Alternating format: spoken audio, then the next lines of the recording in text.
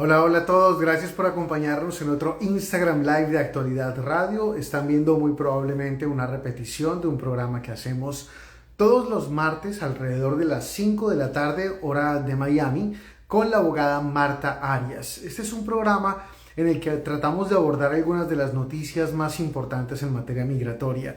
¿Qué es lo que está pasando? Si nos están cambiando las fechas con los programas del gobierno federal, del TPS, qué tan demorado está haciendo pedir en este momento un familiar, qué va a pasar con el programa del parol humanitario, si ya quedó definitivamente cancelado o no, o qué va a pasar también con el programa del asilo, para los solicitantes de asilo, o qué va a pasar también con el parole in place. Bueno, en fin, todos estos procesos migratorios que siempre son un poco engorrosos, que siempre son confusos, que no sabemos muchas veces realmente cómo lidiar con ellos o cómo enfocarlos de la mejor manera posible. Siempre estamos llenos de preguntas, de dudas. Las cosas normalmente son muy confusas, los procesos son enredados.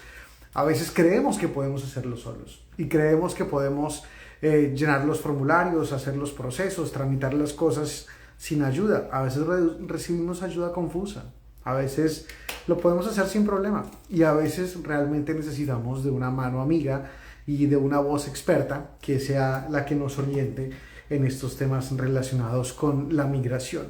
Y por eso hacemos estos encuentros en Instagram Live con la abogada Marta Arias. Marta Arias es una muy reconocida abogada que desde el sur de la Florida atiende casos a nivel nacional y que siempre está en el sistema migratorio de Estados Unidos. Y por eso nos conectamos con ella habitualmente para mirar cómo podemos dar respuesta a estas inquietudes. Así que si tienen alguna pregunta, desde ahora la invitación es a que la dejen en la casilla de los comentarios que encuentran abajo. Ahí pueden dejar sus preguntas, sus inquietudes y ahí las vamos a abordar en minutos nada más con la abogada Marta Arias, que ya está por acá conectándose con nosotros a esta hora. Así que atentos, porque ya pueden dejar sus preguntas abajo. Abogada, ¿qué tal? Muy buenas tardes. Gracias por Buenas, acompañarme. buenas tardes, Juan Camilo. Un saludo para usted y toda nuestra audiencia aquí en Actualidad Radio y en mi Instagram. ¿Cómo se encuentra? Muy bien, muy bien. Y les estábamos haciendo una invitación a todas las personas que están conectadas o que están viendo esto diferido, porque esto va a quedar publicado en las cuentas de Actualidad Radio y de la abogada Marta Arias. Así que la recomendación desde ya es que la sigan. La encuentran acá arriba. Su cuenta es Marta-Arias98. Marta-Arias98. Marta con H intermedia. Y también ahí en la cuenta de Actualidad Radio van a poder encontrar mucha información sobre, en casos migratorios, dudas, inquietudes que ustedes puedan tener, en fin, una cantidad de asuntos que vamos a poder resolver aquí en estos espacios con la abogada Marta Arias. Abogada, tal vez para ir comenzando desde ahora mismo, algunas preguntas ya nos habían llegado durante la semana, otro par nos quedaron por resolver, pero hemos visto también que hay problemas con los estatus de algunos temas relacionados con migración. Hay una página como del troubleshooting, como de si tiene algún problema alguna persona en un proceso, exactamente qué es lo que está pasando, qué es lo que no está funcionando. Sí, Juan Camilo, a ver, lo que pasa es que el Centro Nacional de Visas, que es una agencia del Departamento de Estado que maneja todo lo que son los procesos consulares de residencia, se llama así National Visa Center o NVC. Todos los procesos consulares se hacen a través de una forma electrónica y esta página electrónica que es el CEAC, que es CEAC, ceac.state.gov es la página. Allí es donde se hace todo el procesamiento consular. Esta página tiene una parte donde se hace una aplicación electrónica y otra donde se suben los documentos que van a ser parte de la petición. Resulta que en estos días, especialmente desde el mes pasado, octubre, la semana pasada, en octubre 24, estábamos recibiendo notificaciones de error. Cuando íbamos a subir a los documentos, nos daba un error. Esto viene pasando, parece regularmente, entonces estamos diciéndole a las personas que suban los documentos, sálvenlos y traten de volver a hacer el intento si les da un reporte de error. Si les continúa dando desde ahora el resto de este mes de octubre y en noviembre, por favor notifiquen al mismo Centro Nacional de Visas o contáctenos a cualquier abogado que sea parte de los abogados de inmigración de la Asociación Nacional, porque nosotros estamos mandándoles ejemplos al Departamento de Estado para probarles que el sistema todavía sigue dando estos errores. Y esto es importante porque hasta que uno no sube todos los documentos al sistema y envía la aplicación, no va a recibir una programación de cita consular. Entonces es muy importante tener todos los documentos completos en este sistema. Pero sí, el sistema está dando problemas, entonces es bueno que las personas tengan esto en cuenta y no se asusten que le está pasando a ellos nomás. Es común, es un error que está dando el sistema. Ok, muchas gracias por esa aclaración, abogada. Tal vez algo importante, los que no entendemos mucho de migración, a veces requerimos de ese tipo de orientaciones porque de pronto si a uno le sale un error en el sistema, uno piensa que de pronto fue que uno hizo algo mal, que de pronto llenó alguna cosa mal, que le faltó algún papel y resulta que no, que a veces realmente el sistema puede fallar. Vamos con algunas de las preguntas que nos dejan las personas que se conectan a este Instagram Live. Pueden dejarlos en la casilla de los comentarios. Si no alcanzamos a contestarlas, no se preocupen. Abajo encuentran en el primer comentario también el teléfono de la abogada Marta Arias. Es el 305-671-0018. 305-671-0018. O visiten su página que es ariasvilla.com. Ahí pueden encontrar también mucha información, sacar una cita y presentar ya de forma, digamos, más minuciosa cuáles son las inquietudes que ustedes tengan dependiendo del caso. Bueno, vamos con una pregunta que nos deja por acá Ana María. Dice, buenas tardes. Una persona tuvo un pequeño choque y le pusieron cita a la corte. ¿Lo pueden deportar? Él tiene 3 años ilegal, vino con visa de paseo y se quedó en Estados Unidos. Mm, La respuesta corta es no, no es muy probable que pase eso. ¿Por qué? Porque normalmente cuando son de estos choques pequeños, donde no hubo heridos o muertos o daños a la propiedad, estos choques las personas pueden pagar un abogado de tickets, un abogado de estos de tickets de tránsito y ellos resuelven el problema por ellos, incluso no tienen que ir a la corte. Esa es una razón. La otra razón es que si van a la corte, la mayoría de las veces también resuelven el problema allí y ICE no va a estar allí.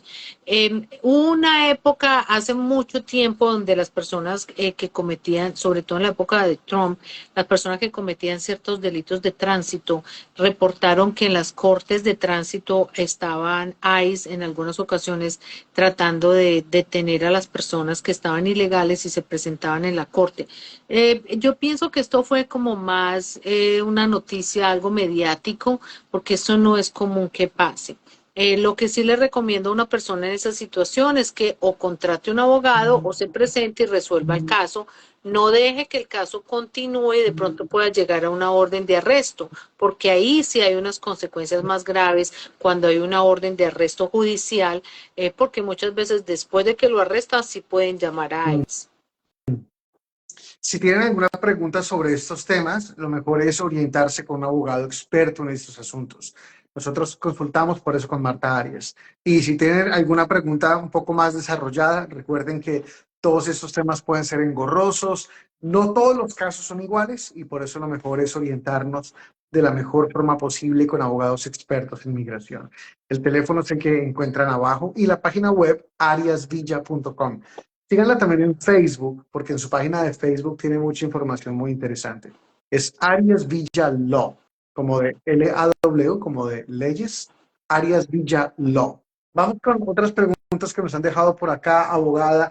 ¿Qué nos puede contar sobre si un beneficiario del programa DACA, un Dreamer, puede solicitar un documento de viaje y puede pedir una petición para una residencia por medio de un matrimonio con un ciudadano estadounidense? ¿Eso se puede o no se puede? Sí, Juan Camilo, sí se puede hacer, siempre y cuando obviamente se analicen otras situaciones de admisibilidad. Me explico. Un DACA es un joven que le dieron el Deferred Action for Childhood Arrivals, es decir, la protección que estableció Obama a los jóvenes que habían llegado antes de los 16 años a los Estados Unidos y estudiaban acá. Este DACA les da permiso de trabajo y permanencia en los Estados Unidos legal mientras y no acumulan presencia ilegal. Pero la pregunta que nos hacen es porque hay personas que se DACA que se casan con ciudadano americano, pero seguramente entraron ilegales, es decir, por la frontera, sin una admisión, entonces no pueden recibir la residencia en los Estados Unidos. Entonces, estas personas es bueno sacarles un permiso de viaje, pueden salir fuera de los Estados Unidos con un permiso de viaje, que el DACA otorga la posibilidad de sacar ese permiso de viaje y volver a entrar a hacer su ajuste de estatus en los Estados Unidos. Sí que es Mm, posible, pero esto es importante aclarar. Siempre contacten, consulten a un abogado de inmigración, una persona que ejerza el derecho migratorio, porque tiene sus análisis. Hay que analizar muchas cosas. Por ejemplo, que la persona no haya sido deportada y cuáles serían sus consecuencias al regresar si fue deportada. Que la persona no tenga arrestos, convicciones criminales. Le doy un ejemplo. Tuve un joven que tenía el DACA, hizo esto sin consultar a un abogado, salió y volvió a entrar, pero el joven tenía 2 arrestos y convicciones por posesión de marihuana menos de 30 gramos. Esto le acarreó un problema, obviamente fue procesado y llevado al proceso de deportación. Entonces, siempre contacten un abogado, es posible hacerlo, pero hay muchas variantes que se deben analizar antes de hacer algo como esto. Entonces, mm, sí se puede hacer, contacten un abogado, no un notario, no un tramitador, una persona que sepa la ley de inmigración y que analice las admisibilidades o inadmisibilidades. ¿Qué es eso? La ley dice cuándo a una persona se le puede dar una residencia y cuándo no. A quien no se le puede dar una residencia, vamos a decir que es como si hubiera una listica. Por ejemplo, una persona que tenga delitos relacionados con droga, una persona que tenga delitos relacionados con armas, una persona que tenga delitos de terrorismo, felonías agravadas, etcétera, etcétera. Entonces, si hay como decir una listica de situaciones que hacen que una persona no pueda recibir la residencia. Eso es lo que nosotros los abogados de inmigración tenemos que analizar antes de aconsejar a una persona a salir de los Estados Unidos y también pues es algo que uno le debe aconsejar cuando vayan a pedir una mm, residencia. mm. Gracias por la aclaración, abogada. Y qué bueno que lo mencione porque la ventaja que tenemos nosotros al consultar con abogados expertos en inmigración como la abogada Marta Arias es que estas consultas funcionan para todo el país. Porque recuerden que la ley migratoria de Estados Unidos es una sola. No es como muchas veces que los abogados están registrados para ejercer en determinados estados. No, el tema migratorio es una ley que es federal, entonces que funciona para todo el país. Por eso muchas veces tenemos inquietudes de gente que está en Nueva Jersey, que está en Texas, que está acá en Florida o que está fuera del país, pero que quiere entender algunas cosas porque quiere comenzar un proceso migratorio. Entonces, sin importar en qué parte del país se encuentren, el teléfono que encuentran abajo de la abogada Marta Arias es una gran recomendación para que ustedes puedan consultar con un abogado experto, con los abogados de Marta Arias en el 305-671-0018 o en la página web ariasvilla.com. Abogada, ¿qué nos puede contar sobre el parole in place del presidente Biden? Habían dicho que parecía que no se iba a poder, que lo estaban retando en las cortes. ¿En qué va eso? Sí, efectivamente, el juez de Texas que tiene este caso que fue demandado, este parole in place, para los que no se acuerdan o los que no habían oído, el parole in place que estableció el presidente Biden se llama Keeping Families Together, es decir, manteniendo las familias juntas. Es un parol que le permite a una persona que esté dentro de los Estados Unidos, que lleve más de 10 años en el país y que haya estado casada con ciudadano americano a junio de este año, junio 17 de este año 2024, fue cuando se emitió este parol. Esta persona puede pedir el parol para pedirle a inmigración una aprobación del parol y así pedir la residencia residencia dentro de los Estados Unidos a través de la petición de su cónyuge ciudadano americano. ¿Quiénes lo piden? Obviamente las personas que hayan entrado por la frontera, pues porque una persona que entró legalmente y está casada con ciudadano americano puede recibir la residencia en el país. Los que no lo pueden hacer son aquellos que entraron por la frontera. Entonces el Parole in Place es un buen beneficio para aquellos que están en esa situación. Como fue demandada, se encuentra en una corte federal en Texas. El juez le había puesto un paro, es decir, un stay administrativo, diciéndole a la migración que no podía resolver esos casos. Hasta octubre 23 tuvo el paro, pero el juez lo extendió hasta noviembre 8. ¿Qué quiere decir eso, Juan Camilo? Lo que quiere decir es que hasta noviembre 8, por ahora, porque puede ser extendido nuevamente, las personas pueden aplicar al Parole in Place en la página de inmigración, pero inmigración no puede decidir esos casos todavía. O sea, se pueden aplicar, pero no se pueden decidir todavía.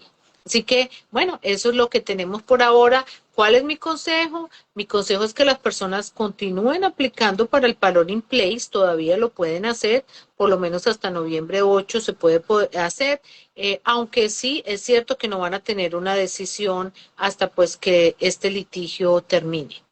Mm. Importante eso porque, como hemos dicho en el pasado, a pesar de que este es un proceso que está como en las cortes de ires y venires, lo mejor es que si este es el caso de ustedes, de sus familiares, a pesar de que no se tenga todavía claridad sobre muchos temas, vayan adelantando tanto como puedan.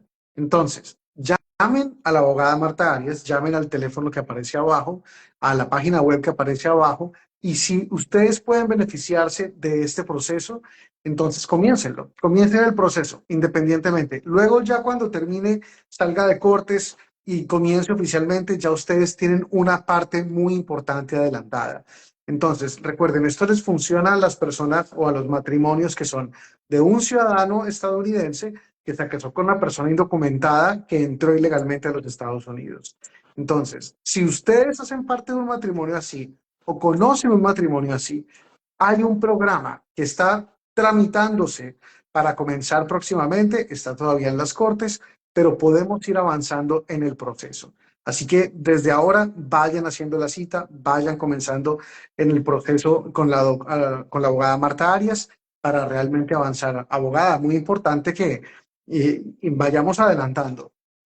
Sí, es muy importante que las personas vayan haciendo esto porque, pues, aunque el programa puede ser tumbado, es decir, nunca realmente entra a operar, también puede que continúe y es una oportunidad que también puede cerrar, es decir, continúe para los que aplicaron, pero no se abra para los nuevos aplicantes. Esto quiere decir que los que aplicaron, pues, se van a beneficiar y los que no lo hicieron perdieron esa oportunidad tan grande de aplicar para el Parole in Place y recibir una residencia dentro de los Estados Unidos sin salir del país, que es algo que todo el mundo quiere porque a la gente le da miedo salir del país. Abogada, más preguntas por acá que nos llegan internamente. Si tienen alguna pregunta adicional, pueden también dejarla en la casilla de los comentarios acá abajito. Y también, si no las alcanzamos a resolver, como siempre les decimos, dejen o llamen a la abogada Marta Arias en el teléfono que aparece abajo, el 305-671-0018. Ahí le van a resolver estas inquietudes. Abogada, ¿qué nos puede decir sobre algo que se ha popularizado últimamente? Y es cómo terminan llegando a Estados Unidos miembros que alguna vez militaron incluso en altas filas de la dictadura en Cuba. ¿Cómo es posible que algún miembro, por ejemplo, del Partido Comunista termine recibiendo o termine llegando a Estados Unidos y acogiéndose a la ley de ajuste? ¿Es posible eso? ¿Y cómo puede pasar? Bueno, a ver, Juan Camilo, sí es posible que una persona que milite en el Partido Comunista de un país, puede, en este caso Cuba, pueda aplicar para el ajuste cubano, pero sí hay también unas limitantes. La limitante es que como el Partido Comunista es el partido en el poder en Cuba, tiene esa persona que esperar 5 años a estar fuera de las líneas del Partido Comunista. Esos 5 años los puede mostrar que han estando fuera de Cuba o dentro de Cuba. Mostrar que la persona se salió o que ya no es miembro del Partido Comunista en Cuba y quedándose en Cuba es como difícil, no he tenido esos casos. La mayoría de los casos son personas cubanas que han desertado de Cuba o del partido y se han ido a un tercer país y allí pues muestran que han vivido cierto tiempo antes de venir a los Estados Unidos. Entonces esos 5 años pues uno los cuenta. Si la persona vivió en un tercer país, más fácil contarlos a partir del momento en que la persona empezó a vivir en ese tercer país. Pero también hay situaciones, Juan Camilo, donde la persona se fue como en una misión consular de Cuba, una misión, como me imagino que usted ha oído hablar de las misiones médicas, Sí. que es donde Cuba mandaba médicos o manda todavía a Venezuela, Colombia. Bueno, aquí entre nos yo creo que eso son cuestiones de adoctrinamiento, pero bueno, anyway, los manda a esos terceros países, supuestamente son misiones médicas. Y muchos de estos médicos que van a estos terceros países también desertan. Entonces, en el momento en que ellos desertan y no continúan siendo parte de la misión consular, en ese momento se empieza también a contar el tiempo. Yo he tenido clientes que, por ejemplo, iban a misiones médicas a Venezuela o a Nicaragua, casualmente dos países comunistas también, pero bueno, iban a misiones médicas allá y estaban un tiempo y después desertaban y se iban a un tercer país, se iban a Colombia o a Panamá y de ahí pasaba un tiempo y venían a los Estados Unidos. Mientras uno tenga documentación para probar pues que la persona estuvo fuera de esa misión médica en ese país, pues pueden hacerlo. Ahora, eso es una cosa. Ahora, otra cosa es si la persona fue un alto miembro de un partido, del Partido Comunista de Cuba, y y pueden haber pruebas de que la persona cometió delitos de terrorismo o delitos de comunismo graves donde se considera que violó los derechos humanos. Bueno, eso sí es otra situación más complicada, Juan Camilo, porque si hay una inadmisibilidad por personas que han violado derechos humanos o han sido terroristas.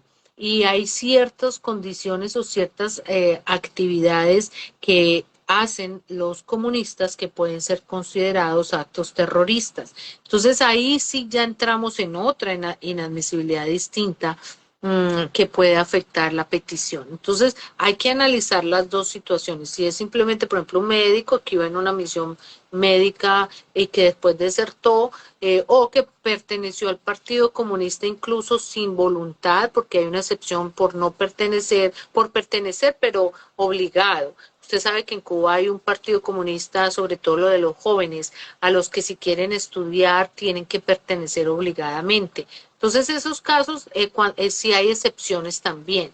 Pero en términos generales hay que analizar, vuelvo y repito, cada caso también y la gente tiene que tener mucho cuidado. Hubo una época en que inmigración no estaba revisando tanto esta membresía de los partidos comunistas y les daba la residencia a través del ajuste cubano y después estas personas aplicaban para la ciudadanía y ahí es donde todavía les están revisando otra vez hacia atrás y le están diciendo, no, su residencia fue dada en error porque el momento en que le dieron su residencia usted todavía no tenía 5 años o más desde haber salido del Partido Comunista. Entonces, un problema complicado, pero bueno, yo creo que ahí está el resumen. Bueno, sí, enredado, pero creo que nos ayuda a entender un poco en dónde pueden estar los vacíos de la ley y en dónde se pueden llenar más adelante. Pero interesante la explicación. Abogada, también qué nos puede explicar o qué nos puede contar sobre cómo podemos prepararnos quienes están buscando una visa de empleo H1B. ¿Cuáles son las recomendaciones al respecto? Sí, Juan Camilo, a ver, la visa H1B es una visa para profesionales, personas que tienen un título universitario de 4 años o más, y esas visas tienen un límite, son 85.000 visas al año, incluyen también las personas que tengan maestría aquí en los Estados Unidos. Las aplicaciones se empiezan a presentar a través de un formato electrónico en marzo de cada año, y si la persona queda seleccionada para aplicar, se debe aplicar en abril. ¿Cómo deben entonces empezarse a preparar? Deben empezarse a preparar, uno, buscando el abogado que quiere que lo represente. Normalmente la empresa contrata al abogado, pero la persona también, si quiere un abogado de su preferencia, pues se lo puede sugerir a la empresa. Entonces, ese es el primer paso. Segundo, el abogado lo va a guiar en cuál es la documentación que deberían también empezar a acumular. Eso incluye documentación relacionada a la profesión de la persona, todo lo que muestra que tiene sus habilidades, sus títulos universitarios, los documentos biográficos, toda esta documentación. Y tercero, la documentación relacionada con la empresa. Eso incluye los artículos de incorporación de la empresa, la prueba que es operativa, porque uno como abogado necesita evaluar todo eso antes de hacer la petición, porque esto es una petición costosa. Y antes de enfrascarnos en un proceso tan costoso, y te digo costoso, es un caso que puede ser más de 10.000, 12.000 No, dólares, entonces la persona debería primero asesorarse, de estar segura que va a ser una petición viable, que puede hacerla. Es cierto que hay siempre un margen de posibilidades de 50 y 50% que se la aprueben o se la nieguen, pero también hay peticiones que uno las ve y al momento dice, no, esta petición no va a calificar para una H1B. Entonces, pues esa es la forma como se deben estar preparando en este momento, porque estamos en octubre, bueno, ya en octubre, ya estamos en noviembre prácticamente, faltan 2 meses para que se acabe el año. Todos sabemos que diciembre es un mes corto, porque es un mes donde las personas, hay muchas reuniones, muchas fiestas, muchos días que las oficinas cierran por la Navidad y el Año Nuevo. Entonces, prácticamente que lo que tendríamos de resto de año sería como un mes y medio para trabajar en documentación, y enero y febrero, que enero también es un poquito lentico para mucho, a veces la gente no empieza sino como a despertar por ahí a mediados de enero, entonces, en marzo es que se debe presentar todo. Entonces, es el momento perfecto para empezar a trabajar en ir preparando todo y en ir consiguiendo el abogado. finalmente, abogada, y antes de despedirla, ¿qué nos puede explicar sobre lo que es el prosecutorial discretion? ¿Para qué es y para quién le aplica realmente? A ver, el prosecutorial discretion traduce en español como una petición para invocar a la discreción de los fiscales para no continuar con un caso de inmigración que esté en la corte. El prosecutorial discretion, o nosotros le decimos PD, o sea, por las siglas PD, la abreviación, es una petición que se le presenta al fiscal pidiendo que termine o que cierre administrativamente un caso que está en la Corte de Inmigración. Hay que aportar una documentación que pruebe que por qué estamos pidiendo o la terminación de ese caso, o sea, o el cierre administrativo. Hay que aportar documentación, y también hay como un formato, una forma que los fiscales quieren que nosotros le presentemos esto. Una cosa importante también, y es que los fiscales quieren estar seguros que todas las personas que hacen una petición de PD tienen las huellas o les han tomado las huellas, incluyendo las huellas del FBI. Si la persona nunca ha pedido ninguna petición con inmigración, inmigración nunca le ha tomado las huellas, entonces la persona debería por lo menos obtener las huellas del FBI y hacerles llegar esas huellas a inmigración. Hay personas que dicen, bueno, pero es que inmigración tiene mis huellas, ellos deberían saber. No, porque acuérdense que los fiscales no son los abogados de un aplicante. Los fiscales revisan lo que se les presenta en su escritorio. Entonces hay que llevarles esas huellas, porque ellos no tienen que ir a todo Estados Unidos a buscar las huellas de las personas o su pasado judicial. Entonces esto es importante que lo hagan. En este momento, en esta administración del presidente Biden, la política administrativa hacia aprobar el prosecutorial discretion o el PD es favorable. Las han estado aprobando más porque hay muchos casos en las cortes y esto ayuda a terminar esos casos de la corte y a desatacar las cortes, ¿cierto? A sacar casos que de pronto ahí la persona puede pedir directamente la residencia con inmigración porque está casado con ciudadano americano, o un hijo adulto ciudadano americano los está pidiendo. Entonces hay muchos casos que no ameritan que estén con el juez y entonces el fiscal va a evaluar esto y lo va a aprobar. Así que mi consejo, si alguien tiene un caso en la corte y no ha pedido el PD o el prosecutorial discretion, lo debería hacer no más tarde de enero o febrero del año 2025 que viene, porque acuérdense que ya viene un nuevo presidente, no sabemos todavía quién es y tampoco sabemos que así sea demócrata o republicano, no sabemos si va a continuar con esta política favorable de los PDs o del prosecutorial discretion. Bueno, que también recuerden que el martes de la próxima semana es el día de la elección. Entonces, muchas de las cosas que nosotros hablamos acá en este espacio con la abogada Marta Arias pueden potencialmente cambiar, porque muchas de las políticas migratorias son también potestad de una decisión ejecutiva. Una última pregunta que acaba de llegarnos, si no alcanzamos a contestar otras adicionales, nos pueden llamar al teléfono que aparece abajo, que es el teléfono de la abogada Marta Arias, el 305-671-0018, pero es que esta la iba a dejar para la próxima semana, pero me pareció muy interesante. Nos escribe Florin WZ, dice, hola, yo sometí mis papeles con mi ex esposa, pero me divorcié. ¿Ahora puedo volver a meterlos con mi nueva esposa?